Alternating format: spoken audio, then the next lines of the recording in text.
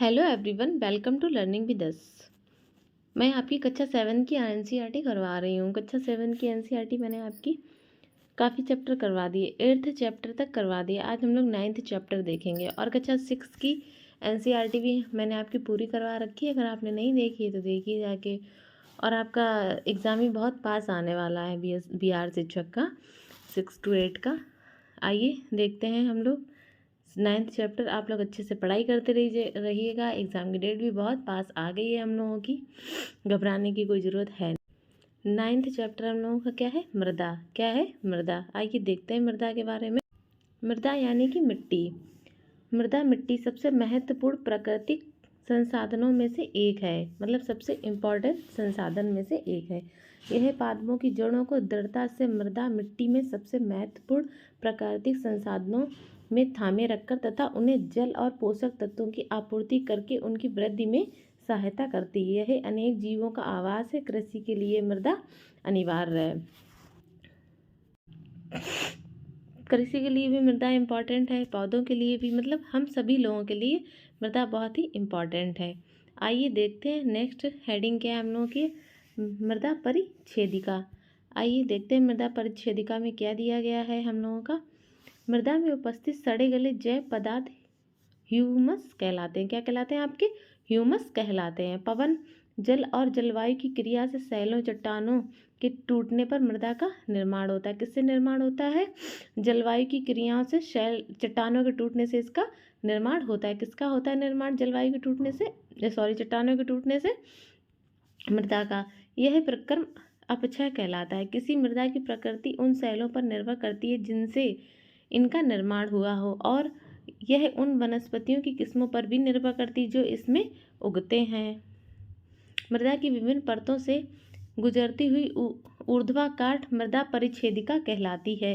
प्रत्येक परत फर्श, स्पर्श, गठन, रंग, गहराई और रासायनिक संगठनों में भिन्न होती है। ये परतें सस्तर स्थितियाँ कहलाती हैं। क्या कहलाती? सस्तर स्थितियाँ कहलाती हैं। समानता मृदा की सबसे ऊपरी या शीर्ष परत को देखते हैं, उसके नीचे वाली परतों को नहीं। ऊपर दिखाई देती, नीचे को हम लोग नहीं देख सकते हैं। मृदा परिच्छेदिका को कुएं की खुदाई करते समय अथवा किसी इमारत की नींव खोदते समय भी देखा जा सकता है। मतलब जब कोई इमारत बनाते हैं या कुआं की खुदाई करते तो ही हम उसके नीचे की जो नींव है मृदा की, जो और मृदा है उसकी लेयरों को देख सकते हैं। इससे पहाड़ों पर, सड़कों के किनारे अथवा नदियों के खड़े किनारों पर भी देखा जा सकता है। सबसे ऊपर वाली सस्तर स्थिति समानता गहरे रंग की होती है। कैसी होती है?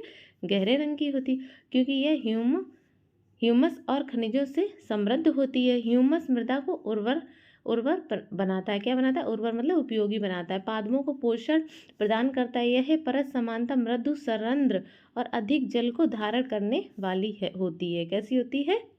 सरंध्र और अधिक जल को धारण करने वाली होती है।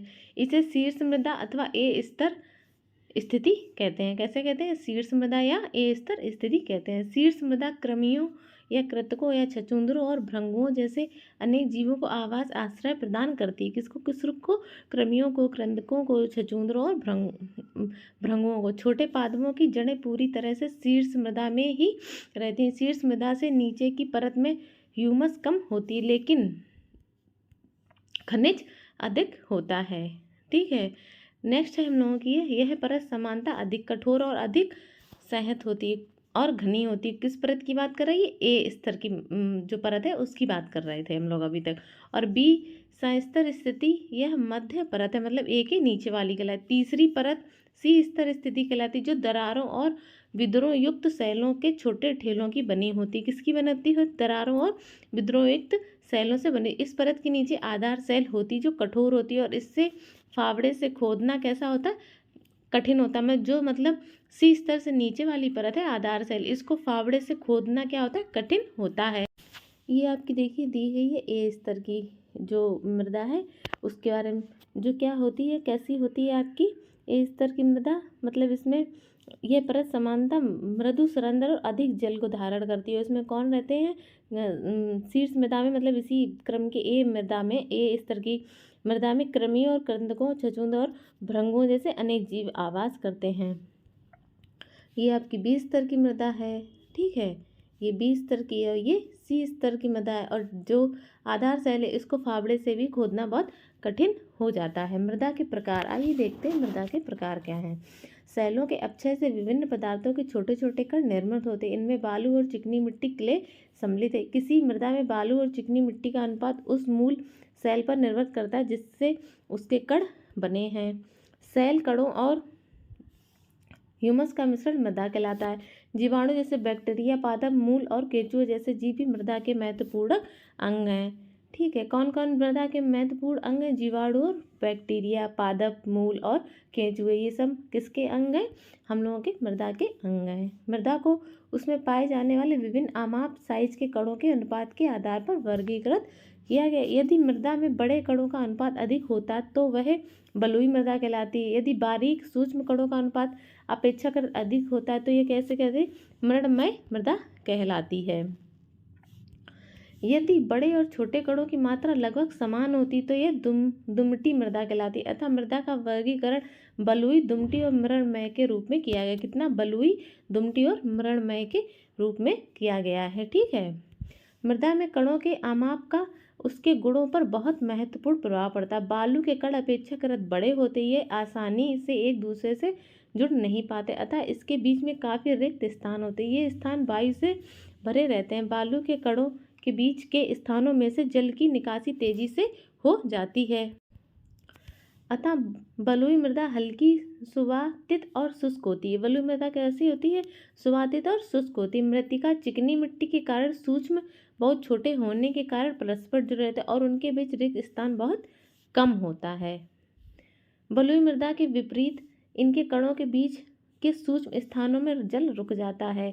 अतः चिकनी मिट्टी में वायु कम होती है लेकिन यह भारी होती है क्योंकि इसमें बलुई मृदा की अपेक्षा अधिक जल रहता है। जो चिकनी मिट्टी होती है उसमें अधिक जल रहता है और ये कैसी होती है?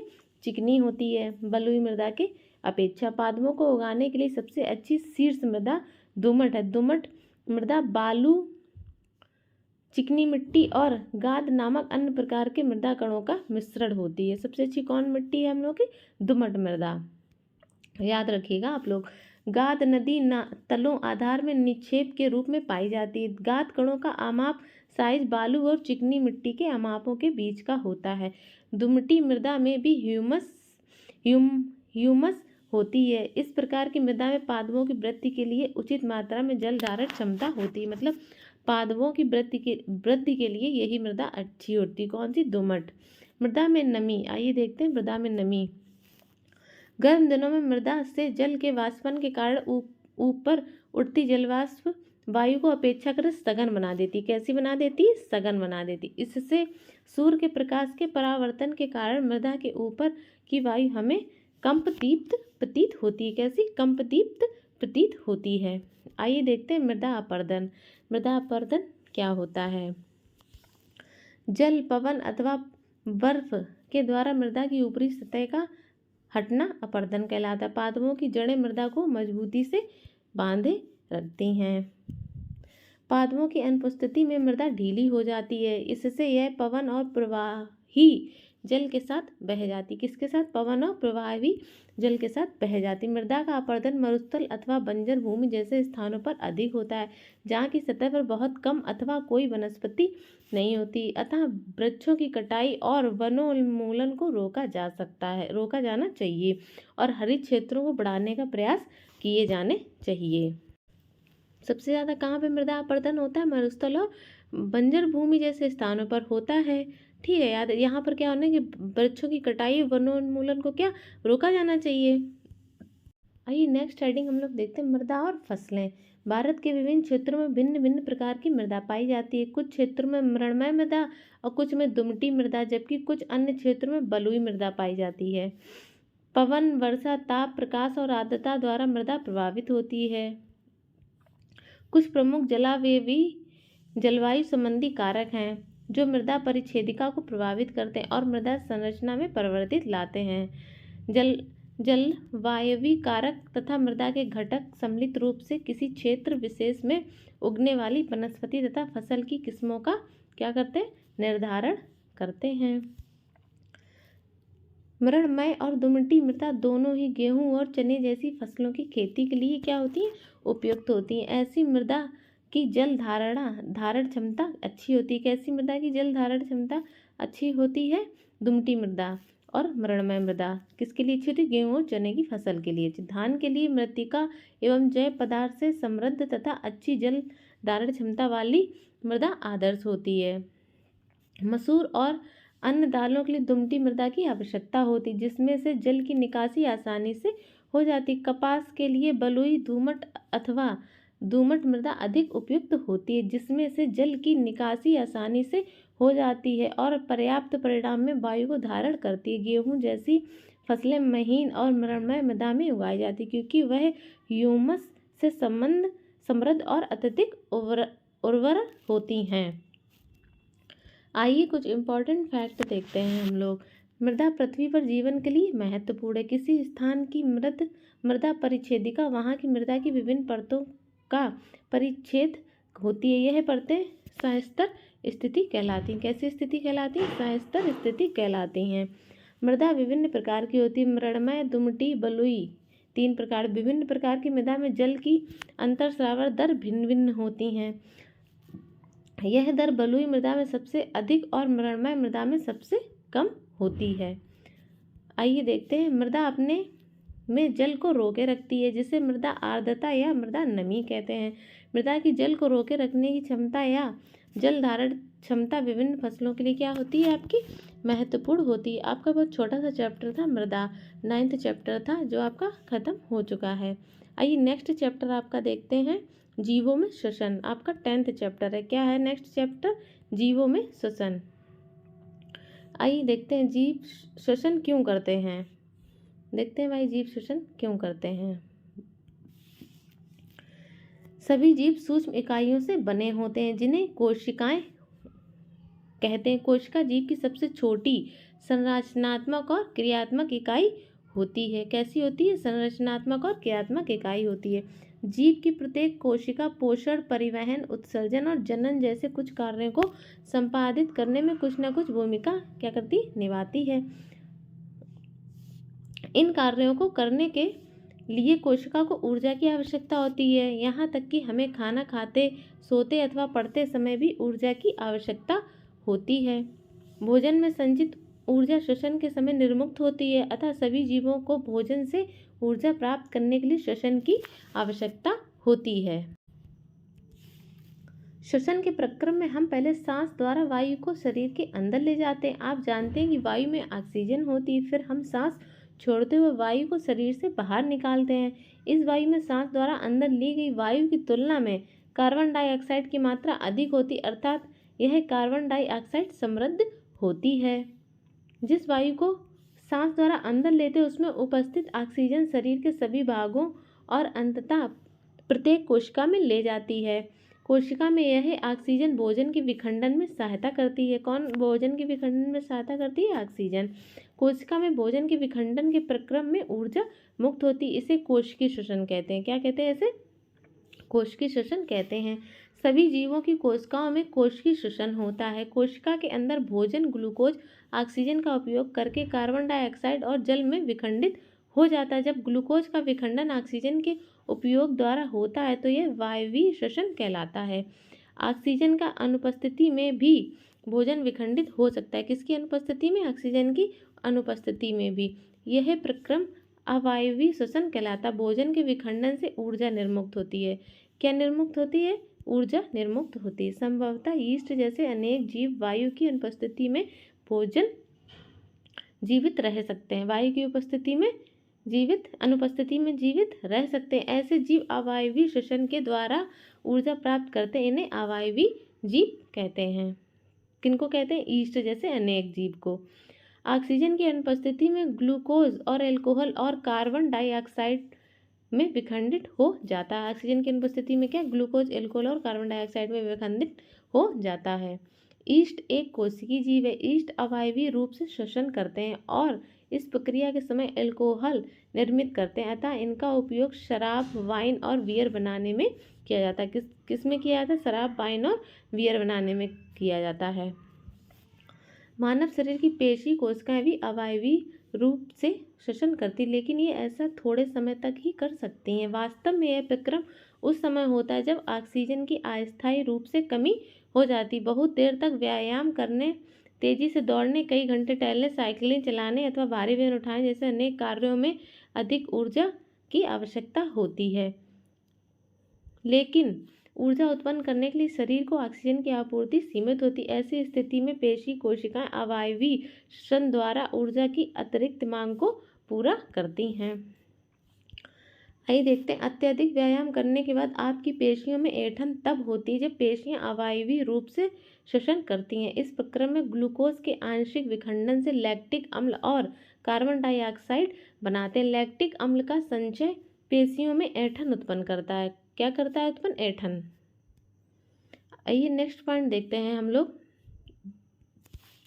गर्म पानी से स्नान करने अथवा शरीर की मालिश करवाने पर हमें ऐंठन में आराम मिलती है।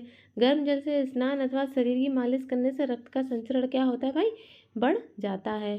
इसके परिणाम स्वरूप पेशी कोशिकाओं को ऑक्सीजन की आपूर्ति बढ़ जाती है। ऑक्सीजन की आपूर्ति बढ़ जाने से लैक्टिक अम्ल का कार्बन डाइऑक्साइड और जल में पूर्ण विखंडन हो जाता है।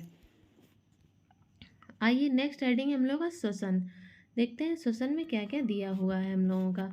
श्वसन या सांस लेने का अर्थ है ऑक्सीजन से समृद्ध वायु को अंदर खींचना या ग्रहण करना और कार्बन डाइऑक्साइड समृद्ध वायु को बाहर निकालना। मतलब हम लोग जब सांस लेते हैं तो ऑक्सीजन को अंदर लेते हैं और कार्बन डाइऑक्साइड को क्या करते हैं? बाहर निकाल देते हैं। ऑक्सीजन से समृद्ध वायु को शरीर के अंदर लेना, अतः श्वसन, और कार्बन डाइऑक्साइड से समृद्ध वायु को बाहर निकालना उच्छ्वासन कहलाता है। यह एक सतत प्रक्रिया है जो प्रत्येक जीव के जीवन में हर समय अर्थात जीवन पर्यंत होता रहता है। कोई व्यक्ति 1 मिनट में जितनी बार श्वसन करता है वह उसकी श्वसन दर कहलाती है। अतः श्वसन और उच्छ्वासन दोनों साथ साथ होते हैं। एक सांस अथवा सांस का अर्थ है एक अंतः श्वसन और एक उच्छ्वासन। कोई व्यक्ति विश्राम की अवस्था में 1 मिनट में औसतन 15 से 18 बार सांस लेता है और बाहर निकालता है। अधिक व्यायाम करने में 25 बार प्रति मिनट तक बढ़ जाती है। मतलब नॉर्मल है हम लोग तो 15 से 18 बार, और व्यायाम कर रहे हैं, दौड़ रहे हैं, साइकिलिंग कर रहे हैं तो 25 बार। जब व्यायाम करते हैं तो ना केवल तेजी से सांस लेते हैं बल्कि गहरी सांस भी लेते हैं और इस प्रकार अधिक ऑक्सीजन ग्रहण करते हैं। जब किसी व्यक्ति को अतिरिक्त ऊर्जा की आवश्यकता होती है तो वह तेजी से श्वसन करने लगता है या लगती है। इसके परिणाम स्वरूप हमारी कोशिकाओं को अधिक ऑक्सीजन की आपूर्ति होती है। यह भोजन के विखंडन की दर को क्या करता है? बढ़ा देता है, जिससे अधिक ऊर्जा निर्मुक्त होती है। श्वास कैसे लेते हैं? आइए देखते हैं हम लोग की श्वास कैसे लेते हैं हम लोग। सामान्यतः हम अपने नथनों यानी कि नासाद्वार से वायु अंदर लेते हैं। जब हम वायु को अंतर श्वसन द्वारा अंदर लेते हैं तो हमारे नथनों से नासा गुहा में चली जाती है। नासा गुहा से वायु श्वास नली से होकर हमारे फेफड़ों या फुफ्फुस में जाती है। मतलब नाक से लेते हैं श्वास और फिर जाके वो नासा गुहा में चली जाती है। फिर नासा गुहा से वायु कहाँ चली जाती है? श्वास नली से होकर फेफड़ों में जाती है। फेफड़े वक्ष गुहा में स्थित होता है। वक्ष गुहा पार्श्व में पसलियों से घिरी होती है। एक बड़ी पेशी परत जो डायाफ्राम या मध्यपटल कहलाती है वक्ष गुहा को आधार प्रदान करती है। मतलब डायाफ्राम जो होता है वो वक्ष गुहा को क्या आधार प्रदान करता है। श्वसन में डायाफ्राम और पसलियों से बने पिंजर की गति सम्मिलित होती है। अंतः श्वसन के समय पसलियां ऊपर और बाहर की ओर गति करती हैं और डायाफ्राम नीचे की ओर। मतलब जो हम लोग अंदर की तरफ श्वसन करते हैं तो पसलियां हैं वो ऊपर और बाहर की ओर गति करती है और डायाफ्राम नीचे की ओर गति करता है। यह गति हमारी वक्ष गुहा के आयतन को बढ़ा देती है और वायु फेफड़ों में आ जाती है इससे आसानी से। फेफड़े वायु से भर जाते हैं और उच्छ्वासन के समय पसलियां नीचे और अंदर की ओर आ जाती हैं, जबकि डायाफ्राम ऊपर की ओर अपनी पूर्व स्थिति में आ जाता है। इससे वक्ष गुहा का आयतन कम हो जाता है। इस कारण वायु फेफड़ों से बाहर धकेल दी जाती है। हमारे आसपास की वायु में अनेक प्रकार के अवांछित कण जैसे कि धूम्र, धूल, परागकण आदि होते हैं। जब हम अंतः श्वसन करते हैं तो ये कण हमारी नासा गुहा में उपस्थित रोमों में क्या होते हैं? फंस जाते हैं। यद्यपि कभी कभी ऐसे कण नासा गुहा के पार चले जाते हैं, तब ये गुहा की कोमल परत को उत्तेजित करती है, जिससे कि परिणाम स्वरूप हमें क्या आ जाती है, हमें छींक आ जाती है। उच्छ्वासन से बाहर क्या निकालते हैं, आइए देखते हैं कि क्या बाहर निकालते हैं। मानव जिस वायु का अंतर श्वसन अथवा उच्छ्वासन करते हैं वह गैसों का मिश्रण होता है। दर्पण के आगे उच्छ्वास छोड़ते हैं तो उसकी सतह धुंधली दिखाई देती है, यह नमी के कारण होती है। ये देखिए आपका डायग्राम है।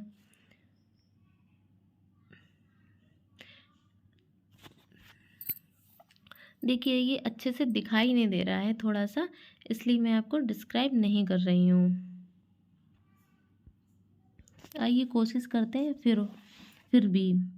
वायु क्या है, देखिए आप लोग, हम लोग जो अंतर श्वसन करते हैं, वायु क्या है, अंदर आती है। वायु कहाँ आती है, वायु आपकी यहाँ से अंदर आती है। और ये डायाफ्राम है, देखो नीचे की तरफ क्या करता है, गति करता है, ये अंतर श्वसन में होता है। और पसलियाँ जो होती हैं वो बाहर की ओर, देखो ये पसलियाँ जो बाहर की ओर गति करती हैं। अब देखिए वायु बाहर की ओर धकेल दी जाती है। जब वायु बाहर की ओर, ये देखिए लिखा है, जब वायु बाहर की ओर धकेल दी जाती हैं तो पसलियाँ क्या होती हैं, अंदर की ओर गति करती हैं, और डायाफ्राम क्या होता है, पूर्व स्थिति में आ जाता है। खैर समझ में तो आ गया होगा आप लोगों को। आइए नेक्स्ट देखते हैं पॉइंट क्या है।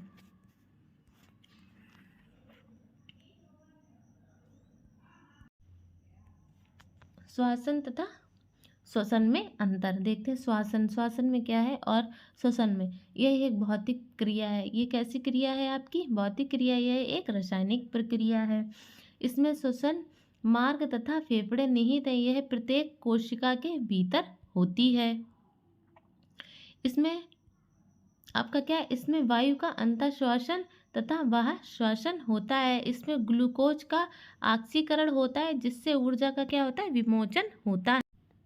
आइए अब देखते हैं अन्य जंतुओं में क्या देखते हैं, श्वसन। आइए देखते हैं अन्य जंतुओं में आपका श्वसन कैसे करते हैं, अन्य जंतु कैसे करते हैं श्वसन। काकरोच, सबसे पहले किसमें, काकरोच में देखते हैं। काकरोच के शरीर के पार्श्व भाग में छोटे छोटे छिद्र होते हैं। अन्य कीटों के शरीर में भी इस प्रकार के छिद्र होते हैं। ये छिद्र श्वास या रंध्र कहलाते हैं। कीटों में गैस के विनिमय के लिए वायु नलियों का जाल बिछा होता है। किसका, नलियों का जाल बिछा होता है, जो श्वास प्रणाली या वातक कहलाते हैं। क्या कहलाते हैं, श्वास प्रणाली या वातक कहलाते हैं। ऑक्सीजन समृद्ध वायु श्वास रंध्रों से श्वास नलों में जाकर शरीर के ऊतकों में विसरित होती है और शरीर की प्रत्येक कोशिका में पहुंचती है। इसी प्रकार कोशिकाओं से कार्बन डाइऑक्साइड श्वास नालों में आती है और श्वास रंध्रों से बाहर निकल जाती है। नेक्स्ट पॉइंट है हम लोग को, श्वास नाल अथवा श्वास प्रणाल केवल कीटों में ही पाए जाते हैं। जंतुओं के अन्य समूह ऐसी व्यवस्था नहीं पाई जाती है। आइए अब देखते हैं केचुआ। केचुआ कैसे श्वसन करता है। केचुआ अपनी त्वचा से श्वसन करते हैं। केचुआ की त्वचा स्पर्श पर आर्द्र और श्लेष्मी प्रतीत होती है। इसमें से गैसों का आवागमन आसानी से होता है। क्या होता है, गैसों का आवागमन आसानी से हो जाता है। यद्यपि मेढक में मनुष्य की भांति फेफड़े होते हैं, तथापि वे अपनी त्वचा से भी श्वसन करते हैं, जो आर्द्र और श्लेष्मी होते हैं। मतलब फेफड़े तो होते हैं पर वो अपनी त्वचा से क्या करते हैं, जल में श्वसन। आइए देखते हैं जल में श्वसन कैसे करते हैं। मछलियों में क्लोम या गिल पाए जाते हैं। क्लोम जल में घुली ऑक्सीजन का उपयोग करने में उसकी सहायता करते हैं। क्लोम त्वचा से बाहर की ओर निकले होते हैं। क्लोम में रक्त वाहिनियों की संख्या अधिक होती है, जो गैस विनिमय में क्या करती है, आपकी सहायता करती है। आइए देखते हैं पादपों में श्वसन क्या है हम लोगों का, पादपों में श्वसन। अन्य जीवों की भांति पादप भी क्या है, जीवित रहने के लिए श्वसन करते हैं। ये वायु से ऑक्सीजन अंदर ले जाते हैं और कार्बन डाइऑक्साइड को क्या करते हैं, निर्मुक्त करते हैं। इनकी कोशिकाओं में भी ऑक्सीजन का उपयोग अन्य जीवों की भांति ही ग्लूकोज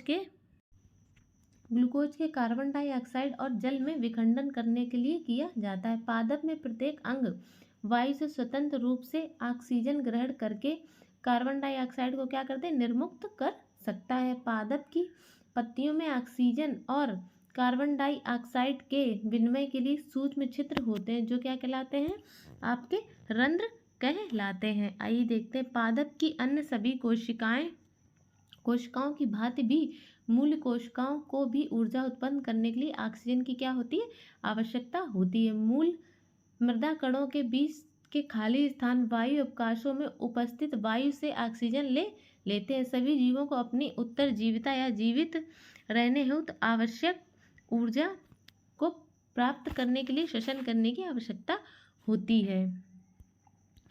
आइए डायग्राम है, ये देखते हैं। ये देखिए मृदा के कण हैं। क्या है, मृदा के कण हैं। ये क्या है, मूल रूम है। और ये क्या है, वायु का अवकाश है। क्या है, वायु का अवकाश है। आइए अब कुछ इम्पोर्टेंट फैक्ट हैं, हम लोग उन पर भी नज़र डाल लेते हैं। अंतःश्वसन द्वारा जो वायु शरीर के अंदर लेते हैं उसमें उपस्थित ऑक्सीजन का उपयोग ग्लूकोज को कार्बन डाइऑक्साइड और जल में विखंडन के लिए किया जाता है। इस प्रक्रिया में ऊर्जा क्या होती है, निर्मुक्त हो जाती है। ग्लूकोज का विखंडन जीव की कोशिकाओं में होता है, जिसे कोशिकीय श्वसन कहते हैं। यदि भोजन ग्लूकोज ऑक्सीजन के उपयोग द्वारा विखंडित होता है तो यह वायवीय श्वसन कहलाता है। यदि विखंडन ऑक्सीजन की अनुपस्थिति में होता है तो श्वसन अवायवीय श्वसन कहलाता है। अंतःश्वसन या निःश्वसन के समय हमारे फेफड़े विस्तारित होते हैं और उच्छ्वसन के साथ ये अपनी मूल अवस्था में आ जाते हैं। शारीरिक सक्रियता के बढ़ने पर श्वसन दर बढ़ जाती है, जैसे कि खेलना कूदना व्यायाम करना, तो श्वसन दर क्या होती है, बढ़ जाती है। केंचुओं में गैसों का विनिमय उसकी आर्द्र त्वचा के माध्यम से होती है। मछलियों में यह क्लोम और कीटों में श्वास प्रण किससे होते हैं, गिल से होते हैं। कीटों में श्वास प्रण गिल नहीं होगा, जाल होगा, जाल से होते हैं। कीटों में जाल से होते हैं। पादपों में मूल मृदा में उपस्थित वायु को ग्रहण करती हैं। क्या करते हैं, पादपों में मूल। पत्तियों में नन्हे छिद्र होते हैं जिन्हें क्या कहते हैं, रंध्र कहते हैं, जिनसे गैसों का विनिमय होता है। पादप कोशिकाओं में ग्लूकोज का विखंडन अन्य जीवों की तरह ही होता है। कैसे होता है, अन्य जीवों की तरह ही होता है। आपका 7th क्लास की NCERT का 10th चैप्टर ये था। 9th और 10th दोनों चैप्टर आपके मैंने फिनिश कर दिए हैं। नेक्स्ट चैप्टर है आपका जंतुओं और पादपों में परिवहन। ये कौन सा 11th चैप्टर आपका, जो नेक्स्ट क्लास में देखेंगे। आई होप आपको मेरी आज की क्लास पसंद आई है। पसंद आई है तो वीडियो को लाइक कीजिएगा, चैनल को सब्सक्राइब कीजिएगा। Thank you so much.